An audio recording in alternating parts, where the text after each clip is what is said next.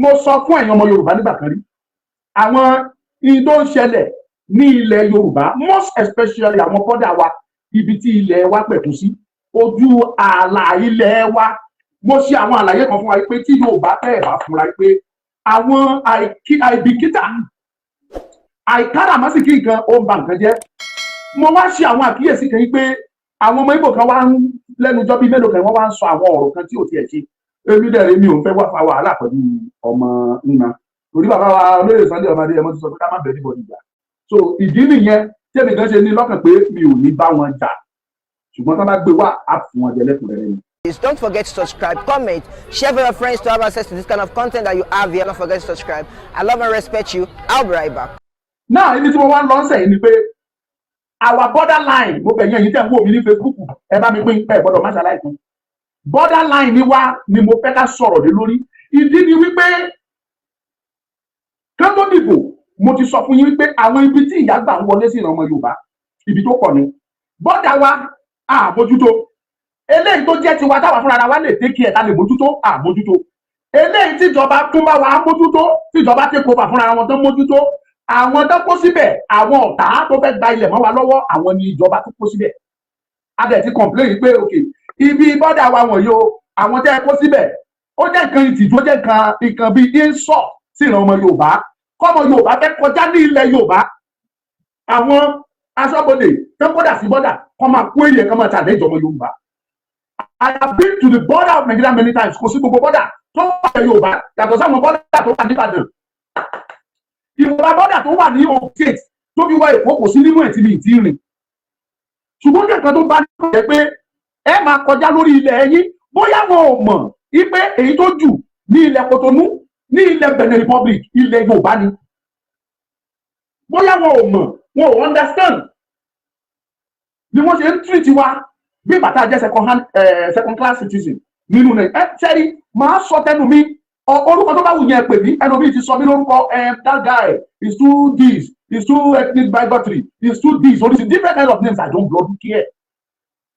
Mo dúró lórí ọ̀rọ̀ kan wípé Ọlọ́run dá olúkúlùkù orílẹ̀-èdè ó fún wọn ní ilẹ̀ tiwọn orí ilẹ̀ ó wá ní èdè nínú Ọlọ́run dá oníkálukú sórí ilẹ̀ ó fún ní èdè ó fún wọn láṣà gẹ́gẹ́ bí orílẹ̀-èdè kan ìran ọmọ Yorùbá orílẹ̀ kan ní èdè kan dẹ̀ ní kódà àṣà wa ìkan ní orílẹ̀-èdè kan ní ìran ọmọ Yorùbá mo ìyẹn lèmi dúró lé lórí ilẹ̀ ìran ọmọ Yorùbá belongs to the Yorùbás ẹ wo bọ́dà wa àwọn Fúlàní àwọn Haúsá àwọn middle belt àwọn náà kó dà síbẹ̀ bẹ̀rẹ̀ láti Ìmẹ̀kọ Àfọ̀n mo ti gbàbẹ̀ wọlé dáadáa wá sí Ìdí Ìrókò mo ti gbàbẹ̀ wọlé lákọ̀ ọ̀pọ̀lọpọ̀ ọgbà tó fi wá sówó dé Àpá mo ti gbàbẹ̀ lọ́pọ̀lọpọ̀ ọgbà tó fi wá sí Ìlaró ní tẹ́bàdé Ìlaró ìlú kí mo lórúkọ ìlú ọjà Ọ̀dàn mo ti gba ọjà Ọ̀dàn mo ti gbàbẹ̀ wọlé dáadáa jásípò bẹ́ẹ̀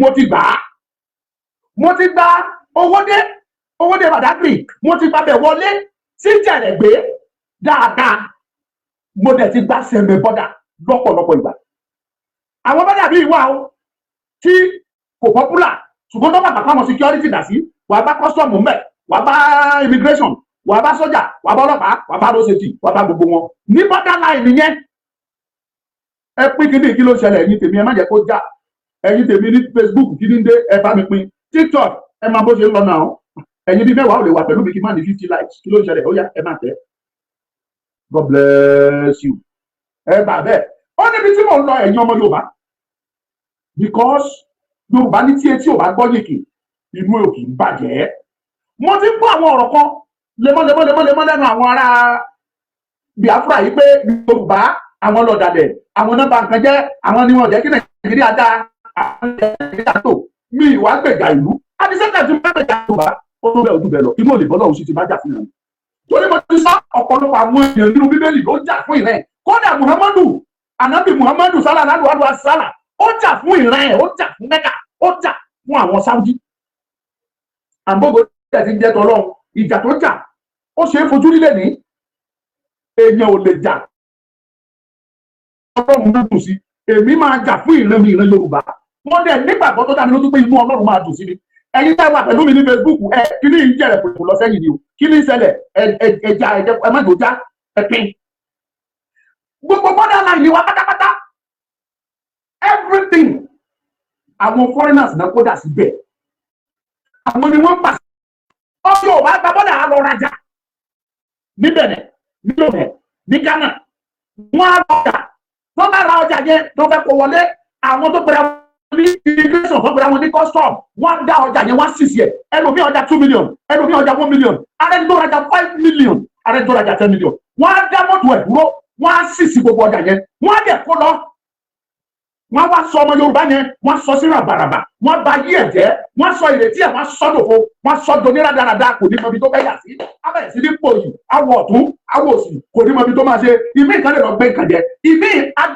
adi ẹ̀gbọ́n anilẹ̀ for the rest of his life or her life and the most painful part of it bàbá mi àròlé bàbá 10 kò ní bàjẹ́ fún yín láíláí you are welcome the most painful part of it ni pé ọjà tí wọ́n sọ wípé ẹ̀ gbọ́dọ̀ kó wọlé tí wọ́n sì lọ́wọ́ yín wọ́n á kó lọ sọ́fíìsì wọn wọ́n á wá lù ú tà fúnra wọn ní gbàǹdo wọn wá lọ kó sí ṣọ́ọ̀bù ìyàwó tiwọn ìyàwó wọn wá bẹ̀rẹ̀ sí ní lùtà àbámà tà á.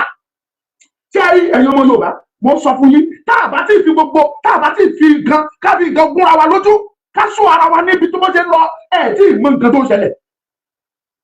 tẹ́ ẹ̀ bá ti rẹ́dí àti gbára yín lè wá kó kí n tó yẹ ilé bàbá ẹ̀ láìsí bẹ́ẹ̀ bá rẹ́dí pé tó bá jásíkú kó jásíkú mo sọ fún yín pé wàhálà lè kó bọ ara yín lọ́rùn adélẹ́bù kan nílé rìn mọ́ tẹ́ bá gbẹ́sẹ̀ tí wọ́n lè gbọ́dọ̀ san iye báyìí tẹ́ bá gbẹ́sẹ̀ méjì òye báyìí lè gbọ́dọ̀ san tẹ́ bá jí wọn ní kẹ́ ẹ̀ sanwó tí ìgbà bó ṣe lọ màmá sọ fún yín ádàbẹ̀ ní pé mò ń ṣeré ni.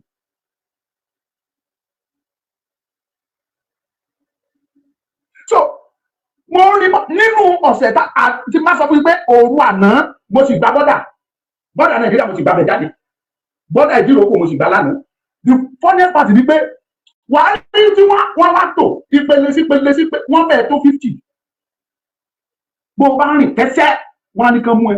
Mr. President ṣé o mọ̀ pé mo ti pariwo mo dẹ̀ sọ fẹ́yìn ọmọ Yorùbá mo ní tí ààrẹ bá wọlé àwọn ọrẹ tó lè ṣe fún yín rèé kó fún àwọn ọmọ yín kó fún wọn ní gift bíi appointment mo ní nǹkan tó lè fún ẹ̀yin ọmọ Yorùbá nìyẹn tẹ́ ẹ bá expect pé Tinubu wọ́n fẹ́ dára fún ẹ̀yin ọmọ Yorùbá ẹ̀ kára yín jẹ ni níwọ̀n ìgbà tí Tinubu bá máa lo Nigeria constitution tó ti búra wípé this constitution go to protect provide and do whatever bó ti wù kó tó ti sọ up tó máa protect that wọ́n máa protect and guide that constitution láti fi govern Nigeria wọ́n gbé constitution yẹn sínú àpò wọ́n gbé fún ó gbé kọ́ra ẹ̀ lọ́rùn lọ́jọ́ kan ṣe inauguration ìbí wò live níwọ̀n ìgbà tí Tinubu bá ti búra with that constitution máa guarantee ẹ̀yọ́ ọmọ Yorùbá kò sí kankan tí Tinubu fẹ́ ṣe kò sí new thing tó fẹ́ ṣe fún yín láyé àkọ́rọ́ mo dẹ̀ sọ mo ní oore tó lè ṣe fẹ́yàn ọmọ Yorùbá kó fún yín ní àǹfààní kẹ́ẹ̀dì àwọn position kan tó dáa mú mo dẹ̀ mention àwọn position yẹn Minister for Finance Attorney General of the Federation Chief of Army ọlọ́pàá Custom EFCC mo dárúkọ àwọn position wọn yẹn pátápátá Education and Agriculture mo dárúkọ ẹ̀ fún yín now bàbá wa Tinubu wọlé àwọn ará Òkè Ọya tí wọ́n fìtínà láìpù wa tí wọ́n fàyè ń dààmú ìran ọmọ Yorùbá àwọn ló sì kú wọ́dà o wọ́n sì bẹ̀rẹ̀ lánàá ládàá yóò mórí mọ́ wọn ò fi pàtàkì fún mi o ní àná yìí wọ́n sì bá wọn ò fi pàtàkì kì í dẹ̀ ń ṣe bẹ̀ nìkan ni mò ń gbà mo ti gba sẹ̀mẹ̀ mo ti ṣàlàyé fún yín mo ti gba sẹ̀mẹ̀ ọ̀dà uncountable times mo ti gba owó dé àpá lọ́pọ̀lọpọ̀ gbà mo ti gba owó dé Yewa lọ́pọ̀lọpọ̀ gbà mo ti gba ìlà wọlé mo ti gba ọjà ọ̀dàn mo pàdé ìrókò lọ́pọ̀lọpọ̀ gbà mo ti gba ìmẹ̀kọ àfọ̀n mo ti gba gbogbo bẹ̀ yẹn ṣé ẹni kan tí mò ń gbìyànjú láti sọ fẹ́yìn ọmọ Yorùbá mi ò sọ torí pé gbogbo àwọn àtàwọn torí pé mò ń sọ gbogbo eléyìí tí mò ń sọ ọ̀pọ̀lọpọ̀ bìlífù pé ṣe ni mo kórìíra eléyìí ò ń sọ̀rọ̀ ìkórìíra eléyìí ò ń sọ̀rọ̀ hatred. This is self-preservation. This is not a matter of hatred. I don't hate you. God give you your own land and make you the custodian of that your land. God gave this land to Yoruba people and he makes us the custodian. Ṣùgbọ́n àwọn ìkà kọlọ̀rọ̀ sí ẹ̀dá wọ́n wọlé wọ́n take over gbogbo tá à ń sọ yìí. Mo ń sọ ilé ìfún yín ní ẹ̀yọ́ ọmọ Yorùbá. Àwọn the level of evil tó ṣubú tẹ ìyọ́mọ Yorùbá wàhálà tó ṣubú tẹ Yorùbá ẹ̀ mọ́ ni. Tẹ́ ẹ bá mọ̀ ẹ mọ̀ pé àsìkò tó yẹ kẹ́yìn tẹ́ ẹ jẹ́ lùtù kẹ́ dìde rè. Number one, àwọn ibo ti ra gbogbo ìgboro yín wọ́n ti rà pé mo ti tẹnu mọ́ many times. Tó fi di èdè eléyìí mo ti jáde o. Mo sì rí tán kọ́ ilé tuntun màá dọ́gbọ́n pèrè àwọn ẹ̀ka ló rábì ìta ló kọ́ wọn lọ́mọ ipò kan ni lẹ́nìí mo ti rìn tó mẹ́ta tójú mi rí tí mo bèrè pé ta ló ra bíi ta ló ń kọ́ ọmọ Ìgbò kan ni. Ìgbò mú gbogbo ìgboro yín wọ́n ra gbogbo ẹ̀kan lọ́wọ́ yín, gbogbo ilẹ̀ tẹ́ pè ní ìgboro wọ́n ra kan lọ́wọ́ yín. Fúlàní mú gbogbo inú igbó wọ́n gba gbogbo ẹ̀ lọ́wọ́ yín. Ẹ̀yin ojúlówó ọmọ ọkọ, ẹ̀yin ọmọ Yorùbá, ẹ̀yin ọmọ káàárọ̀ oòjíire ọmọlúwàbí, ẹ̀ wá níbi kankan tẹ́ ẹ gbẹ́kẹ̀lé, ẹ̀ ní ohunkóhun tẹ́ ẹ fẹ́ proud of. Yí pé this is what we have. Tá a bá dẹ̀ wí tàbí wí, ẹ̀yin kan ní this is Nigeria, anybody can do whatever he wants in any land. Wọ́n bí ìyá pọ̀nrín mọ́ pọ́pọ́ bàbá ńlá kú bàbá tiẹ̀ dá kó lọ Kánò kó lọ fẹ́ lọ dára tó wù ẹ́ níbẹ̀. Wọ́n bí pọ̀nrín mọ́ pọ́pọ́ bàbá tiẹ̀ dá ìwọ ọmọ Yorùbá kó gbọ̀nà east lọ either Imo, Owerri, or Anambra, or Abia, anywhere in the east. Kó lọ bẹ̀ kó lọ fẹ́ lọ dára bó bá ṣe wù ẹ́ níbẹ̀. This is Yoruba land and I stand by it. Yí pé ilẹ̀ yìí ilẹ̀ wa ni Ọlọ́run fi jogún fún wa ni. Ó lè máa jẹ́ Nàìjíríà yín wàhálà yín ni ẹ that's all cup of tea. But láti ìbẹ̀rẹ̀ pẹ̀pẹ̀ wá ìran ọmọ Yorùbá ń jẹ́ Yorùbá, ìran ọmọ káàárọ̀ oòjíire ń jẹ́ ọmọ káàárọ̀ oòjíire. So mo sọ eléyìí kó ba lè yí ọ̀pọ̀lọpọ̀ ẹ̀yin ọmọ Yorùbá ni. Tẹ́ ẹ bá dé bọ́dà wa lẹ́nìí àwọn Fúlàní, àwọn Haúsá, àwọn Middle Belt, àwọn Ìgbò lè máa bá ń bẹ̀. As a matter of fact, tẹ́ ẹ bá rí tí àwọn kọ́sítọ̀mù tó tí wọ́n dúró tọ́tọ́ mẹ́wàá ní ojú pọ́ìntì kan tó ti ń ṣẹ́kì, tẹ́ ẹ bá máa rí ọmọ Yorùbá níbẹ̀ ó lè jẹ́ nìkan. Ẹnìkan tó dẹ̀ máa jẹ́ ọmọ Yorùbá yẹn á jẹ́ bíi servant náà máa fi ṣe fún wọn. Lórí ilẹ̀ bàbá ẹ̀ wọ́n á fi ṣe servant. Mr. President ẹ pàṣẹ kan restructure gbogbo bọ́dà ilẹ̀ Yorùbá. Èmi mọ̀ pé kò sí ọjọ́ tẹ́lẹ̀ pín Nàìjíríà, àwọn òpònú, àwọn apọ̀dà, amukú mẹ́kọ̀ọ́, aláìmèrò, aláìmọ́ra, aláìlọ́gbọ́n, aláìlóye, dìdìrídìrọ́gbọ́, dìdìrídìrọ́ ọjà. Àwọn ni wọ́n sọ pé tẹ́ ẹ bá débẹ̀, you will do what is right. There is nothing right in Nigeria, either in Nigeria constitution or in the Nigeria system of politics. There is nothing right. Mr. President, àwọn àmọ̀ bẹ́ẹ̀ lè pín Nàìjíríà láyéláyé. Nàìjíríà máa pínra ẹ̀. Nbò bá takoko, táwa dàmọ̀ kákòókò ti tó sí, Nàìjíríà kò pínra rẹ̀. But ẹ̀bẹ̀ táwa bẹ̀ yín, Mr. President dájú wa Tinubu, ẹ dákun ẹ̀bẹ̀ lábẹ́ yín, ẹ bá wa make sure pé gbogbo bọ́dà wa ẹ jẹ́ kó jọmọ Yorùbá ló ń gá ìdí ẹ̀. Ẹ lè dé bọ́dà north èmi ò lọ bẹ̀ yín púpọ̀ ni, but mo believe pé òótọ́ ni. Ẹ lè dé bọ́dà wọn ní north kẹ́ ẹ bá ọmọ Yorùbá níbẹ̀. Fúlàní, Haúsá, àwọn ni wọ́n ń ṣọ́ bọ́dà tiwọn fúnra wọn. Ìdí nìyẹn tí wọ́n fi ń ṣí bẹ́ẹ̀ lẹ̀ tí wọ́n ń kó nǹkan tó wù wọ́n wọlé. Anytime tó bá fẹ́ wọ́n ṣí wọ́n kó ẹrù wọlé, nobody is challenging them, nobody is querying them. Ṣé ní gbogbo ní lára ọmọ custom tí wọ́n ń gbé epo pa ọ̀bọ ẹ̀ tó dẹ̀ fojú ẹ̀ rí a custom officer tó jẹ́ ọmọ Ondo state tó ń gbé tí wọ́n tó kígbe síta wọ́n torí yẹn wọ́n mú wọn fìyà jẹ. Bọ́dà ti dídá yìí tí pé kò sáàyè níbí kẹ́ni tí ń wọlé kẹ́ni tí ń jáde.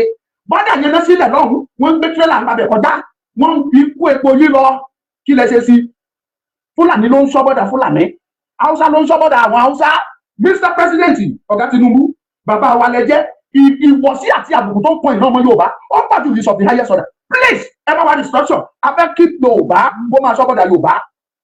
Ọmọ Yorùbá tó bá sọ́bọ̀dà Yorùbá tó bá sorí kórí àjọjọ kojú ara wa àjọ ṣìnà kojú ara wa. Irú ẹ̀mí tí mi jẹ́ ìgbóyìnbó máa mọ bí màá ṣe fèsì ẹ̀ pẹ̀lú èdè Yorùbá sí Yorùbá. Bó jẹ́ yẹlá ni màmá bí bú èpè tó. Bó jẹ́ ẹlẹ́bìṣá ni màmá bí bú èpè fún. Bó jẹ́ ògúnláka yóò ṣe é mọ́lẹ̀ bó jẹ́ èṣù. Onílé kankan kan fún ọ̀nà òun olómi lébẹ̀jẹ̀wẹ̀. Bó jẹ́ ògúnláka yé bójú òun ni màá fi máa ṣẹ́pẹ̀ fún. Bó dẹ̀ jẹ́ èṣù ọ̀dàrà èṣù láàdúró nílé oríta bẹ́ni wọ́n náà bá àrídá màmá bí bú èpè tó. Anyhow tí bá fi lè bú á mọ̀ ìpè yẹ́sì nǹkan kan lu òun Yorùbá sí Yorùbá ni. Bọ́dọ̀ máa ń Fúlàní tàbí ọmọ Ìgbò tó gbé sí bọ́dà tó ń sọ òyìnbó sí mi tẹ̀lé òdẹ̀ bó òyìnbó ó dẹ̀ ráìtì mi ó fìyà ń jẹ mí.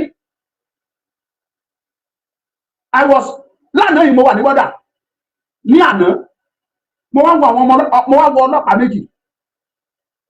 ọlọ́pàá méjì àwọn méjèèjì wá lọ wọ́n wọnú Kútọ́nù inú Ìgọ̀lọ̀ wọ́n ra a bag of rice each wọ́n wá fẹ́ gbé wọlé àwọn méjèèjì yẹn wọ́n gbé wọn wá ní ẹtí àwọn mítímọ̀ obìnrin làwọn méjèèjì wọ́n dẹ̀ jẹ́ ó dẹ̀ constable làwọn méjèèjì yẹn bí mo ṣe rí mo constable ni wọ́n ò ní ránkì constable ni bóyá wọ́n ṣẹ̀ṣẹ̀ bẹ̀rẹ̀ iṣẹ́ wọ́n gbé wọn wá wọ́n ṣẹ̀ dé wọ́n wá wọnú Ìgọ̀lọ̀ wọ́n lọ ra rice nínú Ìgọ̀lọ̀ èló ni wọ́n ra rice wọ́n náà bí ìmọ̀ye tán náà tàbẹ̀ wọ́n wá gbé rice yẹn wọ́n wá fẹ́ gbé wọlé síbí. Fúlàní tó gbà ń bẹ̀ tó jára àwọn tó ṣiṣẹ́ ń bẹ̀ tó jáwúsá ó stop àwọn méjèèjì pé kò sí tó lọ wọ́n dọjẹ́ fọ́ọ̀sì ni o ó stop àwọn ọlọ́pàá yẹn pé ẹ lè gbé wọlé àfi tẹ́ bá san 50,000 fóun wọn ò fi pàtàkì fún mi o mo fojú mi rí lánàá àná aláàgbẹ̀yìn mo wá sọ́wọ́ bíbí eléyìí mo wá wò ẹ wá lórí ilẹ̀ bàbá wa mo wá súnmọ́ àwọn ọlọ́pàá obìnrin yẹn mo wá dọ́gbọ́n súnmọ́ ọ̀dọ̀ wọn mo wọ àyà wọn mo rí bọ́mọ Yorùbá ni wọ́n ìkan jẹ́ bóyá kíkanjú náà kọ sáyà ẹ̀ ìkan já kíkanjú mo rí Rónkẹ́ kìíní kan láyà ẹnì kejì wọn, mo ti rí pọ̀ ọmọ Yorùbá làwọn méjèèjì. Ó sọ fún wọn ní wọn ò lè gbé ráìsì yẹn wọlé. Ó dàbí tó bá san 15,000. Ara mi bùn má sọ, omi mú kọ mí, ṣùgbọ́n kí ni mo fẹ́ ṣe? Ìbínú mi rú sókè. But I am a person who knows how to control my anger. Tí ló bá bí mi, màá dọ́gbọ́n control ẹ̀. Tí bá fara ya bẹ̀rẹ̀ lánàá, nǹkan mi lè ṣẹlẹ̀. Lórí wọ́n lè sọ fún ẹgbẹ́ mi, bàbá dẹ̀ gbìyànjú ẹ̀ wàhálà bẹ̀rẹ̀. Mo ní láti control ara mi. Bínú ṣe bí mi. Lórí ilẹ̀ bàbá wa, wọ́n ra a bag of rice each. Báwọn fẹ́ lọ máa jẹ́ nínú ilé, a bag of rice. Custom yẹn sọ fún wọn tó jẹ́ ọmọ Fúlàní, ọmọ Hausa. Ó sọ fún wọn pé tí wọn ò bá san 15,000, wọn ò lè gbé rice yẹn délẹ̀. Mo sọ fún wọn nígbà tí mo kúrò pẹ̀lú mo ní tó bá ṣe èmi ni mo gbé uniform sọ́run wàhálà àjọ máa ká tán mi máa gbé láìsí mú máa pe ọlọ́kadà àgbè tó bá bí alákòóbá bẹ́ẹ̀ kó bọ̀ bí pé wọ́n tún dóbi ni tí ẹ mọ̀ bísí tí mo ṣe ń sọ ilé yìí wípé ìwọ̀sí tó ń tọ́lé àwa ọmọ Yorùbá lórí ilẹ̀ Yorùbá ó kọjá àfẹnusọ. àwọn là ń pariwo pé kọ́mọ wá débẹ̀ àtúnṣe máa wáyé. ọmọ wa ti débẹ̀ wọ́n ti yan ọmọ Yorùbá as head of custom tí Yorùbá ò ṣe for almost 40 years now tí Yorùbá ò gbọ́ ohun tó jẹ́ pé kọ́ darí custom. Mo dúpẹ́ o, Tinubu o ṣe, inú mi dùn. Wọ́n yan ọmọ Yorùbá àsọ̀gá ọlọ́pàá. Wọ́n yan ọmọ Yorùbá àsọ̀gá army tí Yorùbá ò fojú rí for the past almost 30 years now tí Yorùbá ò fojú rí. Now, kí ló wá ṣẹlẹ̀? Ọ̀gá sójà tí òun ní lágbájá àbí kí mo fi dúpẹ́. Máa kún bọ̀.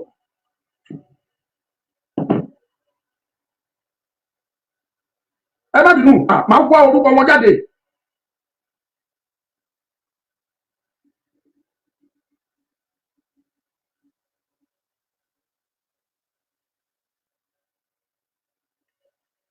Yes, lágbájá. Mr. Taoreed lágbájá, ojúlówó ọmọ Yorùbá náà pè yín. Ẹ bá wa rí ìṣọ́bù as far as I'm concerned. Níwọ̀n bá tí ọpọlọ mi mọ tí mo dẹ̀ ní tí mo tó dẹ̀ yé mi mọ́. Ó dá mi lójú pé as at today you have the 100% authority of the Nigerian army. Ìwọ la láṣẹ army. But Mr. President la láṣẹ tiẹ̀, right? But all the members of Nigerian army are answerable to you. Mr. Taoreed lágbájá, ẹ bá wa rí ṣọ́ọ̀bù ilẹ̀ Yorùbá. Ẹ kó Fúlàní kọjá sí ilẹ̀ Fúlàní kan lọ ṣọ́bodè wọn. Ẹ dá Yorùbá padà sáwọn ilẹ̀ bọ́dà ilẹ̀ Yorùbá káwọn fúnra wọn ṣọ́bodà wọn sà. Mr. lágbájá. Afẹ́fẹ́ tún ẹ̀yìn pé tá a bá ń gba bọ́dà yẹn ká lè sọ Yorùbá sáwọn ọmọ Yorùbá ẹgbẹ́ wa tó wà ń bẹ̀. Ẹnìkan tí àlẹ́ jìbìtì wà lẹ́sọ̀ nígbà tí kò Yorùbá síbẹ̀ Yorùbá lágbàbẹ̀ jẹ́ Yorùbá láṣẹ. Ẹ jẹ́ kí Yorùbá débẹ̀ jẹ́ kọ́ bá bàjẹ́. Eléyìí tá máa fi tá máa wọ́ bọ́ àtàtà àdúrà wa àlùbẹ́ yìí. Eléyìí tó bá ṣe fi nǹkan náà ká nà dáadáa.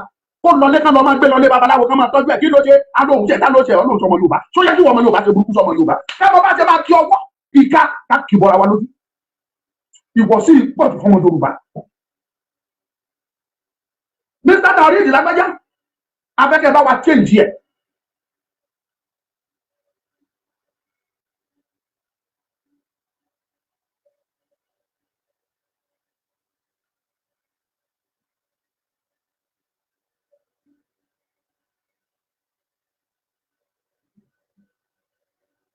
Afẹ́kẹ́ bá wa ṣàtúnṣe. Custom ọmọ Yorùbá náà gbé síbẹ̀. Bashiru Adéwálé Adéníyì lórúkọ ẹ̀. Ọmọ Ìgbò ò kì í jáde wálé Adéníyì. Ọmọ Fúlàní ò kì í jáde wálé Adéníyì. Ọmọ Hausa ò kì í jáde wálé Adéníyì. Kódà bínú bẹ́ẹ̀ ti kankan ò jáde wálé Adéníyì. Ojúlówó ọmọ Yorùbá lóore. Ẹ bá wa ṣàtúnṣe gbogbo àwọn kọ́sítọ́ọ̀mù tó wà ní bọ́dà wa bẹ̀rẹ̀ láti bẹ̀rẹ̀ láti sẹ̀mẹ̀ bọ́dà títí tó fi dé ibi tí ilẹ̀ Yorùbá pín sí ní ìgbómìnà land. Ẹ bá wa kó everything that has to do with northerners. Ẹ kó wọn lọ sí ilẹ̀ north náà ẹ̀jẹ̀ kan lọ gáìdì bẹ̀. Kẹ́ ẹ kó àwọn ọmọ Yorùbá sí bọ́dà fún wa. Ẹ̀jẹ̀ ẹ kó wọn sílẹ̀ kan sórí burúkú. Káàkiri àgbẹ̀ kí lọ dà sójú wọn. Kí pákẹ́tì ìgbẹ́ kí pàkì ẹ̀jọ́ sínú ike kí lọ yí lé wọn lórí níbi kan ti láwọn ṣe kìíní. Ká má rí rẹ̀ dúró. Mr. Lágbájá. Mr. Adéníyì Adéwálé. Téèyàn bá wà lẹ́nu iṣẹ́ ẹ má sì mí gbọ́. They deserve our full respect. Nọ́mbà ni ẹ̀dúró. Ìdá pẹ̀lú ọmọlúwàbí ni ẹjọ́ bára yín sọ̀rọ̀. Ẹ jẹ́ wọn sí àyè ẹnu iṣẹ́ wọn náà wà. Ọmọ Yorùbá mo sọ pé ọmọ Yorùbá sì kẹ̀kẹ́ sí ibi fẹ́ ẹ jẹ́ wọn sí ẹ̀pọ́n wọn lé ẹjẹ́ kan wà níbi tí wọ́n wà. Ẹ̀pọ́n wọn lé. Ṣùgbọ́n tí wọ́n bá wá gbé sàrà àwọn kọjá mọ́sáàsì tí wọ́n fẹ́ máa gà yín. Kò sí àkọ́mọ Yorùbá fẹ́ fi jẹ yín. Tó ọmọ Fúlàní ò sì fi jẹ yín. Mọ́ kó sì ṣùgbọ́n àwa bìlífù pé ọmọ Yorùbá ló nílẹ̀ Yorùbá, ẹ jẹ́ kọ́ ọmọ Yorùbá gáìdì gbogbo bọ́dà wa. Ọ̀gá ọlọ́pàá kí lorúkọ tiẹ̀?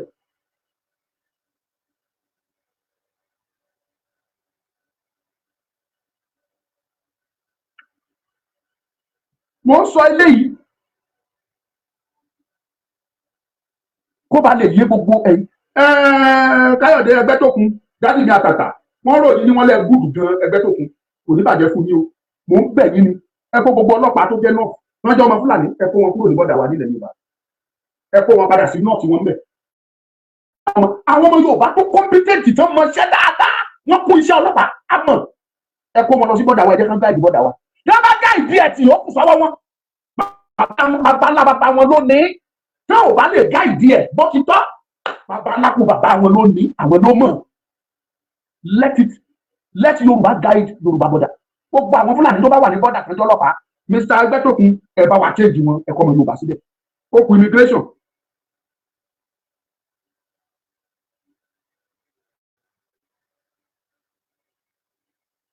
Mo bá kú díẹ̀ o kí wọ́n play kankan fún yín.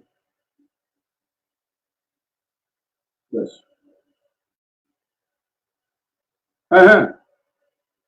Àwọn mọ́mí wa ni o, mọ́mí Adépọ̀jù, Mrs. Adépọ̀jù, Mrs. Adépọ̀jù is the Controller General of Nigeria Immigration Service. Ẹ̀yẹn ni àjọ aṣọ́pẹ̀. My daddy, mọ́mí Ẹgbẹ́tókun, màmá dáadáa, arére lọ́gẹ̀dẹ̀ ọkọ, abiyamọ tòótọ́, tó discipline dákú. Màmá mo bẹ̀ yín kò ní bàjẹ́ lójú yín, kò ní bàjẹ́ bàtí. Ẹ dá àwọn Fúlàní, àwọn middle belt tí wọn ń sọmọ Yorùbá, ẹ kó wọn kúrò níbodè wa, ẹ kó wọn lọ sí north, ẹ jẹ́ kán lọ sọ Sambisa, ẹ jẹ́ kán lọ sọ Sokoto, ẹ jẹ́ kán sọ Gbogbogbo, ẹ jẹ́ kán Gomberada, ẹ jẹ́ kán lọ sọ Katsina border, ẹ jẹ́ kán sọ Kano border, ẹ jẹ́ kán kó wọn lọ sọ ọ̀hún, ẹ jẹ́ kán lọ sọ Lake Chad, ẹ gbọ́ àwọn ọmọ wa tó wà bẹ́ẹ̀ tó fi wà lóṣù tó dúró ọmọ padà wọlé. They are capable. Tó bá lè hustle, tó struggle ní Sambisa, tó struggle ní bọ́dà òkè lọ́run níbi tó kó wọn dà sí, tẹ́ bá kó wọn wá sí bọ́dà ilẹ̀ Yorùbá mo máa ṣe dáadáa. Ẹ káwọn ọmọ Yorùbá padà sí bọ́dà wa. Ẹ̀bẹ̀ mo bẹ̀ yín màmá mi Adépọ̀jù. Mọ́mí o, apẹ́láyé, mọ́mí o, ajẹun ọmọ Adépọ̀jù. Ẹni bá ní kò ní rí bẹ́ẹ̀ akànlápá, tírélà àgbàdà mu àrùn gbomgbom. Mọ́mí ìyá dáadáa, ẹ jọ ẹ̀bẹ̀ mo bẹ̀ yín, ẹ má tẹ̀yìn ò lè jà mọ́mí. Ẹ sáà bá wa kó ọmọ Yorùbá dà sí bọ́dà wa. You have the 100% authority of Nigerian Immigration Service, which I believe. You are the chief commander. You are the head of Nigerian Immigration Service. Ẹ bá wa kó, you have the right to give that order. Ẹ ṣe kẹ dá gbogbo Fúlàní padà sáyé ara wọn, kẹ kọ́ ọmọ Yorùbá padà sí ilẹ̀ Yorùbá. Mo bẹ̀ yín ni o. Mọ́mí èmi àtẹ̀yìn ò lè darí ilé bú yín. You are old enough to be my father, to be my mother. I cannot boo you. But ẹ̀bẹ̀ lè mi bẹ̀ yín tó lè fi dá wa pé kẹ́kọ̀ọ́ kẹ́ mọ́ ṣàtúnṣe. Kọ́dún ìyó tó parí kí n mọ́ rí any changes. Màmá yóò lè jẹ́ kí tẹ́ wá sẹ́yìn nìkan. Ìbù yín, as you dey look me, I no dey fear death. Bí ìbẹ̀rù ikú bí kú bá tó dé náà mu. Mo dúpẹ́ lọ́wọ́ Ọlọ́run tó ṣẹ̀dá ló mo fi yẹn mo fi jọ bàbá mi. Kí ló kẹ́ anybody pẹ̀lú ẹ̀rọ bá ti kú ó parí ìkálẹ̀ àná ẹni kò mẹ̀rìn. Ẹni kò dé mẹ̀yìn ó bá ti kú ó ti lọ náà mu. The worst ẹni ẹ̀ tọ́jú ẹ̀. Àdéhùn èmi dẹ̀ ni mo yọ̀ lẹ́gidi bẹ́ẹ̀ bá tọ́sọ̀ mi kẹ́ tó tọ́sọ̀ mi fún ṣẹ̀tú bíi mélòó kẹ́yìn ti kú. Bá sì ti kú mọ lọ náà mu ọ̀parí. Bí àná lè fi ẹ̀. Tẹ́ ẹ bá dẹ̀ ti bá Yorùbá nation continue náà ni. Àwọn mi àtúndìdé tó tún máa pariwo yìí lọ. Mo rọ́bà ikú mi ò sí lọ́wọ́ ẹ̀ dákẹ́dá àfọlódùmarè nìkan ló lè sọ pé ọmọlúkà ọ̀bọ̀ òun ló lẹ̀mí mi lọ́wọ́ mo sì ti bá ṣèpinnu wọ́n sì ti ṣèpinnu fún mi pé kí n sì ní ilé ìwé ní dàgbà yìí dòpó àṣẹ Tèdùmàrè.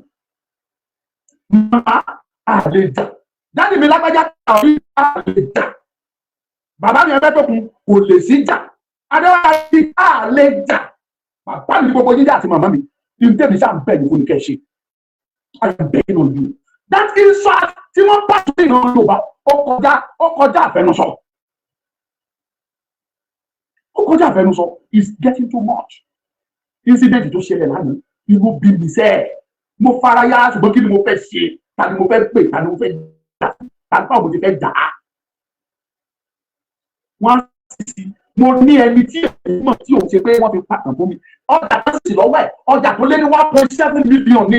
Nínú 1.7 million yẹn ó yá 1 million ní bank ó lọ yá 1 million naira ẹni tó fi gba àjọ tó dájọ tó kó mọ́ra tó lọ fi rajà sì ṣe ẹ̀sìn bọ́dà di ọ̀la ọlọ́run àtọ́jà yẹn ẹlòmíì àti tiraka ẹ̀sì ọjà yà kó dáàrí ìlú wọ́n já sọ̀bù wọn kílẹ̀ tó mọ́ wọ́n lòdù òróró lọ wọ́n lòdù bẹ̀sì lọ.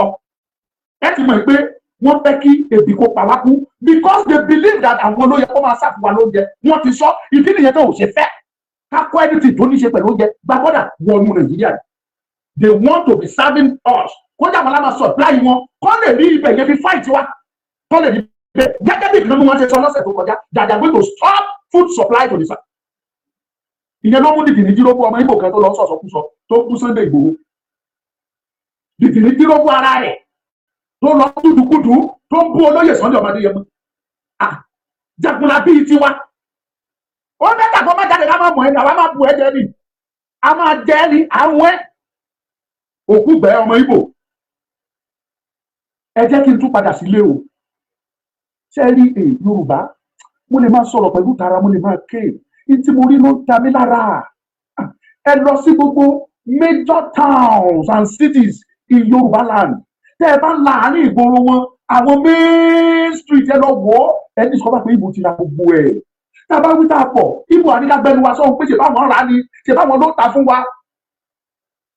nígbà tó di street bá wà a street that has more than 500 buildings tó jẹ́ 400 of it tó jẹ́ ti Ìgbò ọmọ Yorùbá ẹ̀tọ́ pẹ́ láàrọ̀ ìdílé tó yọ lọ́hùn eléyìí bá mi lọ́kàn jẹ́ yìí nígbà tẹ́ ẹ̀ bá rí ìgboro dúró sí láàrin ibi kíbi gbẹ́kẹ̀lé láàrin ìgboro máa nínú òkúta tó ní ká tún kọjú sí Ìgbò òtún ṣe é lọ fún wa Fúlàní tí tẹ́kọ̀ọ́ bá gbogbo ẹ̀ for God's sake ẹjọ́ ẹ láàrọ̀ ìdílé ọmọ Yorùbá mo bẹ̀ yín mo fi gbogbo dání láyé bẹ̀ yín ẹ láàrọ̀ ìdílé ẹjọ́ ẹ torí tọ́ lọ́hùn bó ní ìran àwa náà ti ẹ̀rí mi kíbi tá àríbi yàtí mo la fẹ́ lọ where are we going where exactly do we go ṣé gbogbo èèyàn ló lọ́wọ́ tó fẹ́ fi process abroad tàbí jápa ni abroad mo bẹ travel lọ́gbọ̀n iṣẹ́ ẹrú you become automatic slave láàbùrọ̀dù tẹ́ ẹ lọ ọ̀hún please ẹjọ́ ọ̀pọ̀ ìyọ̀mọ̀ Yorùbá ẹ̀rọ ògùn yìí láàrọ̀ ògùn lọ ṣó yẹ kó máa ẹlẹ́ran jẹ́ gbogbo ní ṣó yẹ kó máa aláṣọ máa wọ àkísà nítorí ọlọ́run ọlọ́run fi gbogbo kẹ́kọ̀ọ́ ó fi gbogbo nǹkan fi kẹ́yìn ọmọ Yorùbá.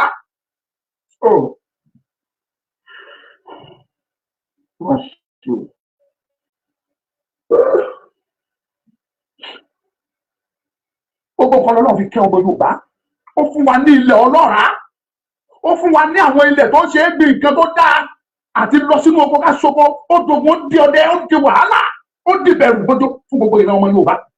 awílẹ̀ àgbẹ̀ nìkan sọ̀rọ̀ mo ní máa fọ́ etí ẹ̀ tí bá tún gbọ́ statement yẹn ó ní Yorùbá ò fẹ́ ṣiṣẹ́ Yorùbá ò fẹ́ ṣiṣẹ́ Yorùbá ò kì í ṣọ̀lẹ ó mọ̀ yẹn Yorùbá ò kì í ṣe ọ̀lẹ kò sọ̀lẹ ní ìran ọmọ Yorùbá àfẹ́ni tí ò bá rí ni.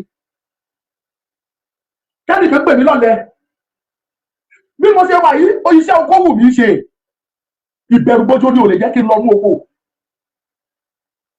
iṣẹ́ oko wù mí èmi ni mo fẹ́ ro ni àbẹ́mi mo fẹ́ wá ebè àbẹ́mi ni mo fẹ́ máa tọ́jú ẹ̀ ṣe fowó ni mo fẹ́ fi ṣe nígbà bá lọ bá lónìí tí mo gbowó tí mo fi ṣoko tí mo débẹ̀ lọ́sàn-án gangan ọjọ́ kan tí mo rí tí màálù ti jẹ gbogbo ẹ̀ tán ẹ jọ ṣé kí n lọ bẹ́ sí kànga àbí kí n bẹ́ sódò kí n para mi ẹ wá sọ pé Yorùbá kan jọlẹ ọmọ tó lọ yunifásitì tó dé tó ṣe kí ìgbàgbọ́ Ọlọ́run ṣe ìyanu ẹni pẹ̀lú jọlẹ ọ̀nà wo ló fi jọlẹ gbogbo àwọn ọmọ dáìpẹ́ lọ́lẹ̀ ẹ lọ fún gbogbo wọn mẹjọ ìyá ọmọ tó ṣe yahoo ọpọlọ wọn ni wọ́n ń lò wọn ò ń ṣe ọpọlọ wọn òkú that is to tell you wípé Ọlọ́run bless ìran ọmọ Yorùbá ẹ ronú ní ẹ̀yìn èèyàn mi gbogbo ẹ̀yìn ọ̀dọ́ bíi tèmi mò ń bẹ̀ yín ni nígbà tá a bá rí ìgboro dúró sí ẹ̀ta gbogbo wọ́n everything ìgboro ẹ̀ ti dàtán bẹ́ẹ̀ dádó the same thing ní Ládó the same thing ní Lákúrẹ́ the same thing ní Lọ́ṣogbo the same thing ní Ìbàdàn the same thing l'Abẹ́òkúta the same thing l'Ékòó ẹ̀rẹ́ ní wíwẹ̀ gbà bẹ́ẹ̀ bá wá lọ pé ẹ jẹ́ ká padà sínú igbó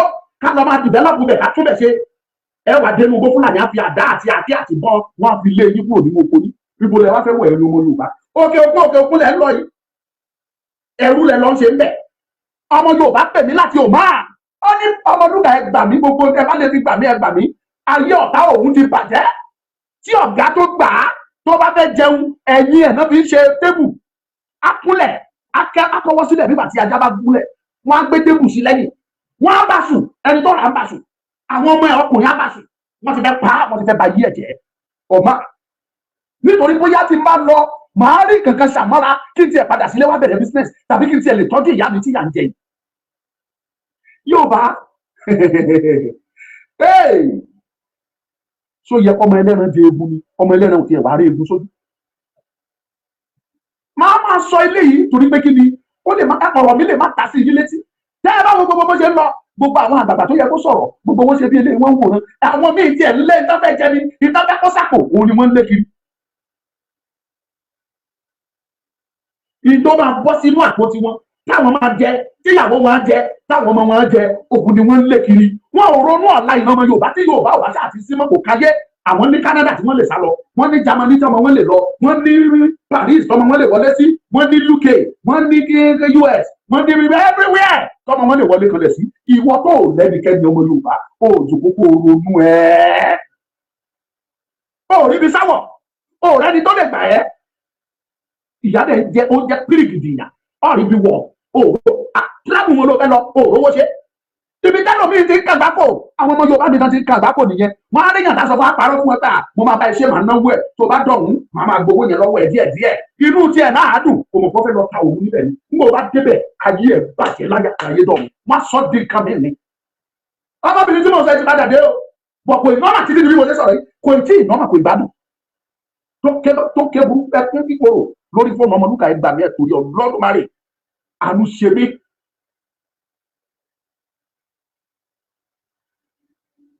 Let Yoruba sons and daughters guide Yoruba border. Kì í ṣe border ilẹ̀ Yorùbá nìkan ni border. Kì í ṣe Yorùbá land nìkan ni border. There is border in the east with Cameroon.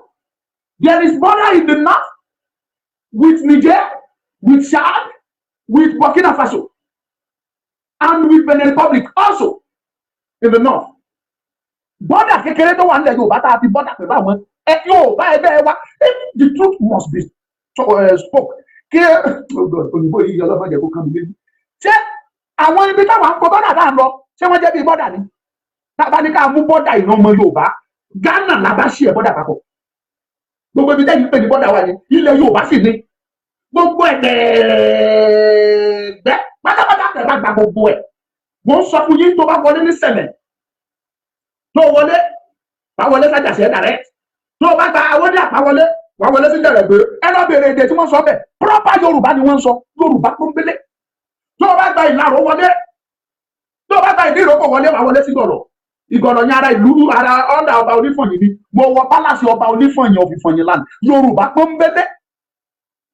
Tó bá kúrò tó lọ gba ọjà ọ̀dọ̀ wọlé sínú Benin Republic wà á já sí Pòbẹ́ Yorùbá pọ́nbélé mo gba Pòbẹ́ kọjá sí mọ́wọ́ dání kọjá sí gbogbo àwọn ìlú tá a sọ yìí tó fi dé Àjàrà gbogbo wọn pátá Àjàrà yẹn Yorùbá proper gbogbo ìlú tá a sọ yìí tó fi dé Kétu tó fi dé Sàbẹ̀ gbogbo wọn pátápátá Yorùbá pọ́nbélé ni wọ́n so ibi tẹ́yìn pè ní bọ́dà tá a sì sọ yìí is still Yorùbá land but àgbàgbọ́ orílẹ̀-èdè míì ni wọ́n we agree with you that is another country entirely we agree bẹ́ẹ̀ àkọjá yìí wa á tún ọmọ wọbẹ̀ mo change owó mo náwó wọn mi ò kó náírà wọbẹ̀ lọ́nà ṣùgbọ́n ẹ jẹ́ kọ́ ọmọ Yorùbá gá ìdí bọ́dà wa ẹ kó àwọn kinní burúkú wọ̀nyí ẹ kó wọn kúrò bọ́dà wa o ẹ má wájà wa o ẹ má wájà wa torí wípé mo fi ẹrú mọ́ mo dẹ̀ tún sọ tẹ́ ẹ bá ti àwọn èèyàn títí àwọn yóò tún tá à ń ké fún sí pé kéde tí wọn ò dáhùn tẹ́ ẹ bá pùsì wọn kan gidi ìjà yóò tún ní ò dáa o ẹ lọ bèrè youth revolution ó máa ń ní agbára kọjá nǹkan tí agbára ìjọba máa gbé o mo ń sọ ilé ìfún yín ni ó bẹ́tà kẹ́ ẹ máa ṣe àwọn àtúnṣe tó yẹ kẹ́ ẹ ṣe ń sìn kí casualties yẹn kó má bàa pọ̀ jù ní o ẹ bẹ̀rẹ̀ sí ní ṣe àtúnṣe pack the northerners to go and guide the northern borders and let the Yorùbá guide Yorùbá land the same thing applicable àwọn tó ń sáàbò àwọn NYSC tẹ́ǹṣe ẹ yẹ káwọn ọmọ Yorùbá lọ nọ́ọ̀tì mọ́ kán lọ kú dànù wọ́n tẹ̀ gbọ́n náà ti ṣàtúnṣe lórí yìí let ọmọ Yorùbá serve Yorùbá land after all you say Yorùbá is Nigeria can they serve in their fatherland and in Yorùbá land or Yorùbá land is not Nigeria again ẹ jẹ́ ká serve káwọn ọmọ náà ti lọ sáfù ní náà ìbá àwọn kan fi wọ́n ṣe àṣù kan fi wọ́n ṣe súyà bẹ́ẹ̀ àwọn náà ní nǹkan wọn ẹran jẹ́rọ ló fi jẹ́rọ oníjẹ́rọ jẹ kò kán yẹ. I am saying this because this is becoming unbearable to us. Ó kọjá ó ti bọ́ sí.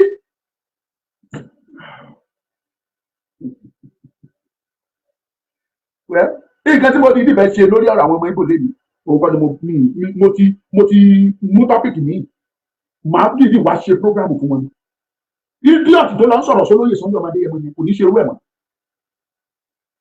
ọ̀rọ̀ lọ́mọ elétí gẹ ẹ fẹ́ gbọ́rọ̀ ni ẹ mọ̀ pé mi ò ń bínú sí Ìgbò mi ò dẹ̀ bínú sí Fúlàní mi ìbá wọjà mi ìbá Fúlàní dà mi ò bá Ìgbò jà but I will keep on telling my people that kì í ṣe Fúlàní nìkan lọ ká ìran ọmọ Yorùbá ọ̀tá ọ̀nà mẹ́ta ni ìran ọmọ Yorùbá ní. Ọ̀tá Fúlàní, ọ̀tá Ìgbò àti ọ̀tá bìrìtìkó. Àwọn bìrìtìkó, àwọn tó dúró bí ọ̀tá gbòógì fún Yorùbá ní eléyìí tó ṣe kẹ́ẹ̀dì àwọn ọmọ Yorùbá tó tún dọ̀tá Yorùbá. Gbogbo wọn lọ́lọ́run dẹ̀ máa yanjú ní kankan. Ọlọ́run máa pa gbogbo wọn ní apá wọn lẹ́kún wá kú lójú ayé wọn wá kú láì tí kú wá kú. Àfi tí Yorùbá sáwọn tó nílẹ̀. Àdàbí tí inú Ọlọ́run bá dùn pẹ̀lú ọwọ́ tí ìran Yorùbá wà ní mò ń sọ mò ń tún sọ ni. Kọ̀ǹdíṣọ̀n tí Yorùbá wà lẹ́ni tó bá jẹ́ pé inú Ọlọ́run dùn sí tó bá jẹ́ pé inú Ọlọ́run ni. Bí Yorùbá ṣe padà sẹ́yìn lójoojúmọ́ tó rẹ̀ yìí tí iná wọn ń jó àtó rẹ̀ yìí tó bá ti jẹ́ pé inú Ọlọ́run dùn sí gbogbo ẹ̀yin leaders wọ̀nyí ẹ pẹ̀lú ayé leaders ẹ free ẹ bọ́. Ṣùgbọ́n tó bá ti jẹ́ pé kò sí ìgbà tọ́lọ́run bá wo ìran ọmọ Yorùbá. Awólọ́wọ̀ Ọlọ́run tó bá bójú wọlé Yorùbá tó rí tí Yorùbá dà. Tábíọ́lá bójú wọlé Yorùbá tó rí tó dà. Ọbáfẹ́mi Awólọ́wọ̀ tó bójú wọlé Yorùbá tó rí tí Yorùbá dà tí gbogbo wọn bá ń sunkún lọ́run. Àwọn abatimakọ́lé àwọn Fẹ́mi Káyọ̀dé látọ̀kẹ́ Akíntọ́lá gbogbo àwọn wíìsù tó ti lọ tí wọ́n mọ̀ nípa lẹ́bù tí Yorùbá bá jáde acceleration tí Yorùbá bá lọ acceleration of development tí Yorùbá bá lọ ní ìgbà táwọn yẹn wà láyé tí gbogbo wọn bá ń sunkún lọ́run nítorí Yorùbá gbogbo ẹ̀yin tẹ́ jágbàgbà kẹ́ẹ̀fọ́ Yorùbá nínú tí Yorùbá bí bó ṣe rí ẹ̀ ní pọ́n nínú ẹ̀ láyé àpọ̀ mi ẹ máa sun ẹkú kíkorò ní ẹ̀rí escape. We will keep on telling you lójú yìí ẹ pè wá lọ́dàlẹ̀ ẹ pè wá ní traitor ẹ fún wa ní treason ẹ fún wa lẹ́ni tí ìjẹba fẹ́ but the truth will remain the truth. Ẹ jẹ́ ká padà sí regional government ẹ̀kọ́ ẹlẹ́ẹ̀lẹ́ṣẹ́ ẹ jòkó kẹ́ tún constitution tuntun kọ ẹ̀kọ́ ẹlẹ́ẹ̀lẹ́ṣẹ́ ẹ jẹ́ ká máa lọ tiwa ẹ̀kọ́ ẹni kò jọ ṣé àrí gbogbo níṣẹ́ ẹ̀ ní escape ẹ̀yin ọmọ Yorùbá tẹ́ fi ìyà ń jẹ ọmọ Yorùbá ẹ̀yin tẹ́ ẹ já ọmọ Yorùbá tẹ́ fi ìyà ń jẹ ìran ọmọ Yorùbá tẹ́ ní Yorùbá ò ní bọ́ nínú ìgbèkùn yìí gbogbo yín pátápátá lọ́lọ́run máa palẹ̀ kú ẹ sunkún ni kò wá ní dalẹ́kẹ̀ tó sunkún ọ̀sán gbogbo ayé yín lẹ máa fi sunkún torí ẹ̀ ní dalẹ́ bí ìṣọ̀fẹ́ gbọ́n tí mo sọ ọ̀sán gbogbo lẹ máa sun ẹkún yẹn sẹ́ àbọ̀rọ̀ dalẹ́ ní kẹsàn-án pẹ́ẹ́fẹ́ sunkún lálẹ́ kò sí nǹkan tó jọ bẹ́ẹ̀ ọ̀sán gbogbo lọ́lọ́run máa pa yín lẹ́kún àgbo ìkorò àgbo sẹ́nu gbogbo yín àdàbí tí gbogbo yín dàgbà mọ̀ ní pé bó ṣe lọ ìpè kìí ṣe tó tọ́ ẹ mú òótọ́ torí fẹ́fẹ́ jẹ torí ìdílé yín torí ọmọ yín ẹ̀ ń sá tàbí arí nínú yín kan tó mú òótọ́ tó ń bẹ̀rù ní òkè ẹ̀ tó ń lo ìwà gbogbo yín kò ní jẹ ní papọ̀ ẹ lọ́jọ́ mo jẹ́ ẹni tó bẹ̀rù ikú lójú yín ni if that kọ̀mọ̀ náà nìyẹn báyìí ni bẹ́ẹ̀ ni jọ pẹ́ lọ́jọ́ ẹ wá sọ Yorùbá náà ẹ sọ di tọ́ì ẹ sọ wá di ewéko mo ti jẹ wá tán wọ́n bù wá jẹ wọ́n jẹ wá jàpàjàpà wọ́n sọ Yorùbá dá nǹkan mi ẹ lọ go to diaspora àwọn country tó wà lókè òkun ẹ lọ bẹ́ẹ̀ ọmọ Yorùbá lẹ máa rí tẹ̀tọ́ wọ́n sì tó ń ṣe àwọn òṣìṣẹ́ àṣefẹ́ ẹ̀kú iṣẹ́ kó ba lè jẹyàn kó lè jẹ kó lè mú kó lè tún ẹbí ẹ̀ ṣe ẹ̀yin jókòó gbogbo ọmọ ayé ìran ọmọ Yorùbá ẹ̀ ń kó omi ẹ̀ ń jẹ wọ́n máa ń gbẹ̀lẹ̀ yín lọ́wọ́ inú yín dùn ẹ̀rọ ọmọ Yorùbá ni yín wọ́n Nàìjíríà ní ẹ̀ sunkún ni wọ́n ìwà tó pẹ̀lú màmá kẹsẹ̀ tì ó mọ̀ mí dáadáa mo ti bí sọ fún ẹ pé kó má mẹ́sẹ̀jì mi mọ́ mi mò ń bọ̀ fún ẹ o ìyá sàṣẹ́ kíá ó sì rí sọ bẹ́ẹ̀ lọ́jọ́ pé ìyá sàṣẹ́ tì mò ń bọ̀ fún ẹ wá gbọ́ níbi tí ọ̀rọ̀ lẹ́nu mi ṣé ẹlẹ́ẹ̀ní tìjú ni ẹlẹ́ẹ̀ní tìjú tí èèyàn bá ti wà tí ò bá ní tìjú èèyàn á fọwọ́ ti ojú ẹ̀ ní á fọwọ́ ti ojú nítorí ẹ̀ ní tìjú ìyá pàṣẹ ẹ̀ṣẹ̀ ṣẹlẹ̀ stupid ni ẹ̀yìn àgbàlagbà ìyá afọ́fúgbé mu wọ̀nyí nínú bí ẹja fún Tinubu ọmọ ìyá alákòó bàbá ẹ̀ kò rí ẹ̀rí kò tiẹ̀ mọ̀ ẹ̀rí kò mọ̀ bóyá ó lé ìfòyà ó wà láyé ó wà láàyè ẹ̀ ṣe ẹ̀ ṣe gbogbo ẹ̀ ṣe ya ti dìrì aláìgbèrò aláìmaradó àwọn ìlọ́jọ́ kìíní àná ẹlẹ́yìn burúkú ni wá ẹni ṣe lákòrìíra Tinubu ọmọ Yorùbá gbógun ti Yorùbá ó ṣe èmi dìgí àti fún yín láìkí Tinubu tó mi ṣùgbọ́n torí pé Tinubu ò tóbi ju ìran ọmọ Yorùbá lọ mò ń sọ mò ń tún sọ Tinubu ò tóbi ju Yorùbá lọ Yorùbá orílẹ̀-èdè náà òpó kan ní Tinubu nínú ìran ọmọ Yorùbá òpó kan dẹ̀ ní bàbá tó bí mi ó dẹ̀ ti bí mi sílẹ̀ èmi fúnra mi náà òpó ni mí ọ̀pọ̀lọpọ̀ òpó ló wà nínú ìran Yorùbá tó gbé náà pé nínú ìran Yorùbá ni tó gbé dúró tí wọ́n jẹ́ kan bẹ́ẹ̀ tó wọ́n mi tí wọ́n jẹ́ kan Tinubu ò tóbi ju gbogbo wa lọ mo fẹ́ràn ìdí tí mo fi sọ́gbà náà nìyẹn pé bàbá ẹ wá ṣe first president Nàìjíríà torí ìfẹ́ tí mo ní sí ni Yorùbá ẹ wá ṣe the first president of Yorùbá land tó wà lákọọ́lẹ̀ ṣé báwọn kan fẹ́ bù mí ní mú jẹ wọ́n fẹ́ bù mí lójú jẹ pé ọmọlúkà ìkà ni ẹ èrúkú ni ẹ ó ṣe máa sọ pé ṣùgbọ́n èmi tí mo sọ̀rọ̀ mo fẹ́ kán lè mọ̀ ní pé mo nífẹ̀ẹ́ ọkùnrin ṣùgbọ́n kì í ṣe Nàìjíríà kò sí solution lọ́wọ́ Tinubu mo sọ mo tún sọ ni ó lè ní inú dáadáa pé mo fẹ́ ṣiṣẹ́ ó lè ní ọpọlọ tó lè fi ṣe nǹkan ṣùgbọ́n Nàìjíríà system ò lè jẹ́ kí Tinubu ṣe anything fún ọmọ Yorùbá mo sọ mo tún sọ ni I can bet it with everybody. Nigerian system can never allow Tinubu to do anything to favour you. ṣé bí Jonathan bó ṣe ya olórí burúkú ẹ̀dá tó nìyẹn tó ṣe president fọdún 4 àbí 6 tí àwọn state yẹn ò bá dún anything nípa ẹ̀ ṣé bó ṣe lọ olórí burúkú tó nìyẹn kì í ṣòun ni ò ṣe it is the system it is the constitution it is the people behind the government àwọn tó ń rule wọn lè parọ́ fún yín pa àwọn ní president ta ló sọ fún ẹgbẹ́ Tinubu ní president Nàìjíríà it's just a ceremonial president ẹ máa tọ́ra yín jẹ ẹ mọ wàhálà tó ń bọ̀ I will keep on telling you ọmọ Yorùbá ẹ dìde kó tó pẹ́ jù kó tó pẹ́ jù àmọ́ sọ ẹni bá dé tí mi kó gbọ́ ọmọ lúkà ni mò ń jẹ́ ọmọ arógun má sa ọmọ arógun má ṣojú ọmọ aṣàkókò ìgbòyìnbó ẹ̀rù òkì ń bodò tèmi ẹ̀rù òkì ń bodò ẹ̀rù òkì ń bá ké èmi ò bẹ̀rù o kò sẹ́ni tó bá rẹ̀rù tí òkì ń ẹni tó bá débi ẹ̀rù á bẹ̀rù ṣùgbọ́n tó bá ti ń di pé ẹ̀rù yìí tí ò tí ì ní ikú nínú ni mo lè máa sọ pé ṣùgbọ́n tí n bá ti rí clear pé léyìí ikú ni kò sí bẹ̀rù mọ́ báyìí bá ikú dé òde náà nìyẹn nígbà tó máa bá tiẹ̀ lọ but I no go die ṣẹ̀dá mi sọ pé ikú mi di ọ̀la tó bá kú ọ̀la tó kú ọ̀la tó bá tún wá kú ọ̀la ṣẹ̀ tó wá kú ọ̀la torí pé ọ̀la òkè ń tẹ́ ikú mi dọ̀la tó bá dọ̀la tó kọ̀la ọ̀la tó kọ̀la ọ̀la tó kọ̀la tó bá tún kọ̀la tó kọ̀la ọ̀la kì í tẹ́ ìsìnkú ayé ni màá bá jẹ ìsìnkú ọmọ ẹ̀yà. àyíká ayé ni màá bá jẹ mẹ́mà ní báwọn yá yìí ká ọ̀run o ìsìnkú ọ̀run pẹ̀yìn dá o ọ̀wọ́n rí ìṣòro gbé o ìsìnkú pẹ̀yìn dá lẹ́yìn mi àbínú ẹni bẹ̀yìn lẹ́yìn mi o ọ̀wọ́n rí ìṣòro gbé o ìsìnkú pẹ̀yìn dá lẹ́yìn mi bí gbogbo ayé di tẹ́ mọ́ mi wọ́n gbọ́dọ̀ tẹríba fún Olúwa àwa ọmọ Olódùmarè ẹni lè kẹ̀yìn Olúwa torí wípé hallelujah ni mi hallelujah wà nínú ìṣe mi bí ayé fẹ́ bí ayé kọ̀ wọ́n tẹríba fún Olúwa bẹ́ẹ̀ pẹ́ tẹríba fún Olódùmarè ni àgbàbí tí o bá sọ Ọlọ́run ló fi sí mi lọ́kàn eléyìí tèmi ṣe tó bá ti dá Ọlọ́run ló fi sí ọkàn tèmi pé máa ṣe sẹ́ẹ̀ kò sí dẹ́ ṣe ẹ bá dẹ́ mọ́ ni ẹ mọ̀ mú asán ni bẹ́ẹ̀ mọ́ ni ẹ ọ̀tá lẹ́ mọ̀ mú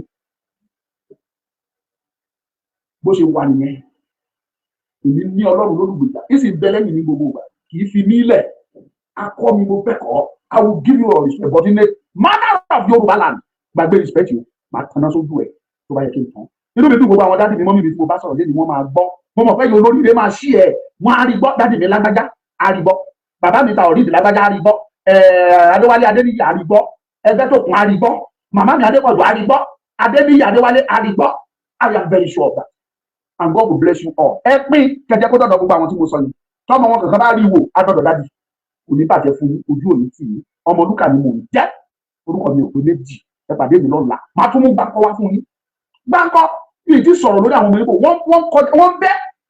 wọ́n bẹ́ ó ní nǹkan tó sì káàmù mi tí ò jẹ́ kí n fẹ́ sọ̀rọ̀ lórí ọ̀rọ̀ yẹn